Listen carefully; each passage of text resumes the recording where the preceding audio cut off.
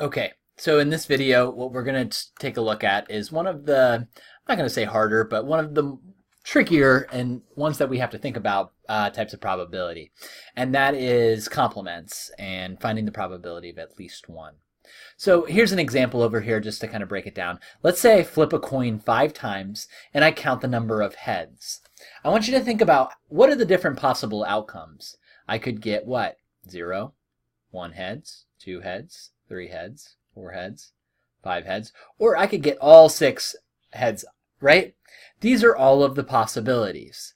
Now, I want you to think about what does it mean to get at least 1 heads? What does that mean? That means I would get 1 or more, right? At least 1 is 1 or more. So, this is the probability of getting at least 1. Then what would the complement of that be? Well, at least 1 means 1 or more. The only thing left in this situation is this one right here, and that is the probability that you get none of them are heads. So the thing we want to key in here is the opposite of at least 1 is none. We're going to define an event A as at least one of the 6 pens work. Describe the complement. Well, what is the opposite of at least 1? The complement of at least 1 is none of the 6 pens work.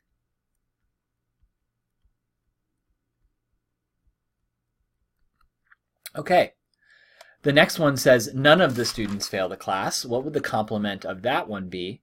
Well, the complement of none is at least 1 student fails.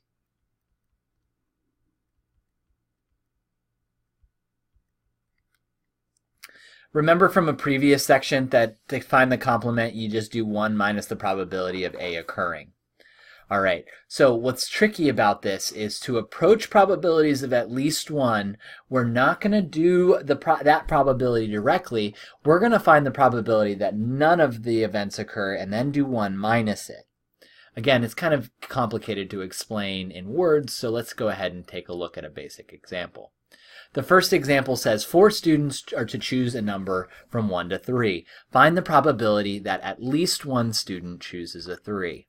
So, again, we're not going to do the probability of at least 1 because then I would have to do 1 or 2 or all 3. So instead we do 1 minus the probability that none choose a 3. And then if we do 1 minus that, that'll give us the complement, right? Because again, when we look at the outcomes, we could get none of the students could choose a 3, one of the students could choose a 3, 2 of them or 3 of them. Now, I don't want to go find all 3 of these, so what I do is I'm going to find the probability that none of them do. And then if I do 1 minus the probability that none of them do, that will get me to this probability of all of these, which is at least 1. So let's take this one at a time. The first thing I'm going to do is I'm going to look for 1 minus how many students are we choosing. We're going to pick 3 students, so we're going to set up 4 fractions. I'm sorry, we're going to pick 4 students, so we're going to set up 4 fractions. Now, this first one, this is the first student. So let's take a look at that first student. How many choices do they have? They can pick the numbers 1, 2, or 3, right? So there are 3 options for them to choose from. We want the student to not choose a 3, so there are 2 options. Now remember that these are independent events. The first student's choice is not going to affect the second one, so it's going to be 2/3 and 2/3. This is the probability that the last student doesn't choose a 3 as well, is also 2/3. So it's going to be, actually, this is 1 minus 2/3 raised to the 4th power. And let's go ahead and evaluate that over here. So 1 minus parentheses 2 over 3 raised to the 4th power. Again, you might need to work out 2/3 to the 4th on your calculator and do it separately. But what we get is this. We could try to write that as a fraction as well. So 0.8025 or 65 over 81. I think 65 over 81 makes the most sense here.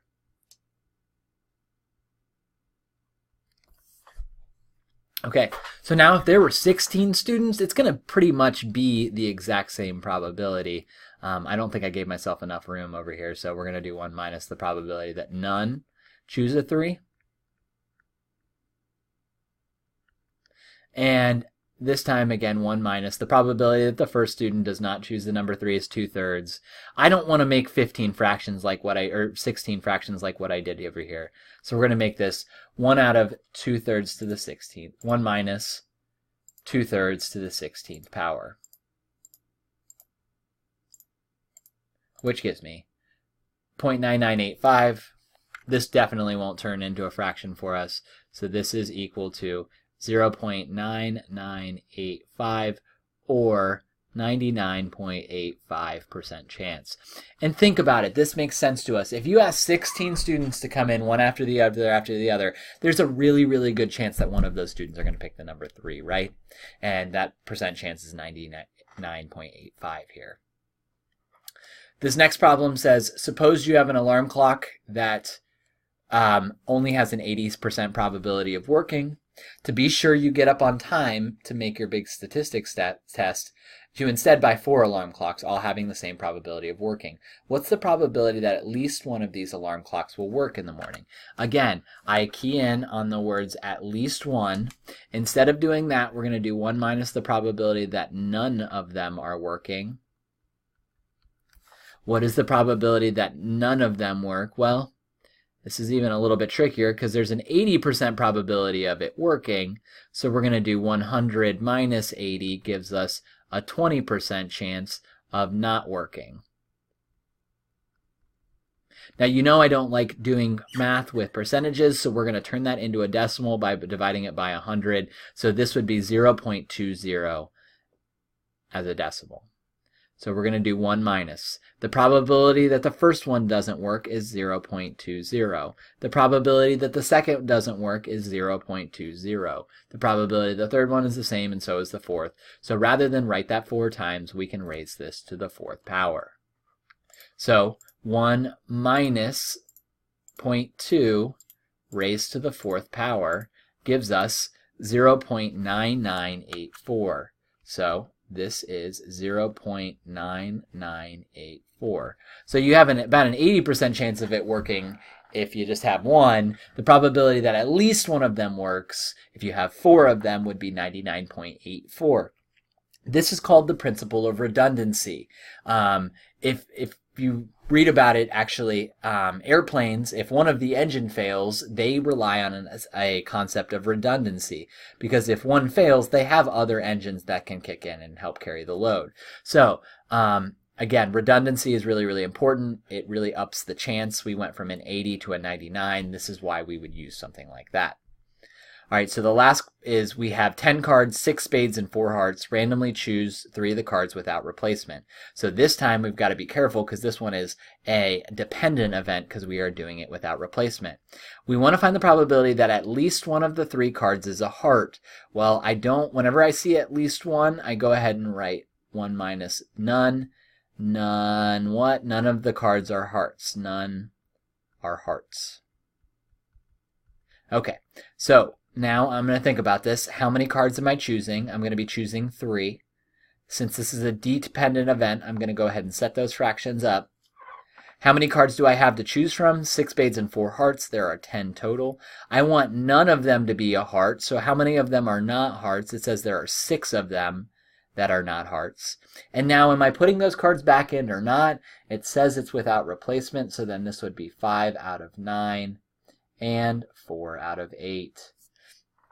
So let's go ahead and get that figured out. I'll work out the left-hand side. So an easy way to take care of these numerators is I'm going to do 6 times 5 times 4, close my parentheses, divided by 10 times 9 times 8, close my parentheses. Again, just taking care of that multiplication on the top and the bottom is very helpful.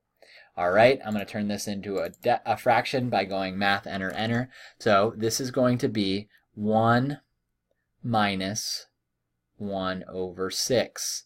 And 1 minus 1 over 6 is 5 over 6. So the probability that at least one of them is a heart is 5 out of 6.